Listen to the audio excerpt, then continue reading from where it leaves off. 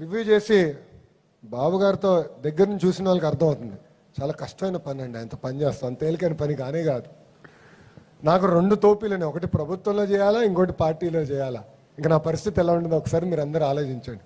అందరూ బాగా చిక్కిపోయారంటే ఆ దెబ్బకే చిక్కిపోయారు అనైనా. కానీ ఆయన కింద పని చేస్తాం, ఆయనతో పని చేస్తాం, ఒక తృప్తి కలుగుతుంది. ఎందుకంటే అహర్నిశలు ఆయన ఛాలెంజ్ చేస్తారు, పని చేసే వాళ్ళకి ఎక్కువ పని ఆయన పెడతారు. సో నిన్న రివ్యూలో మాట్లాడుతూ నేను అమాయకంగా గౌరవ ముఖ్యమంత్రి గారిని ఒక ప్రశ్న అడిగాను. సార్, నేను పార్టీలోకి వచ్చి క్రియాశీలకంగా పార్టీలో వచ్చి 13 సంవత్సరాలు అయింది.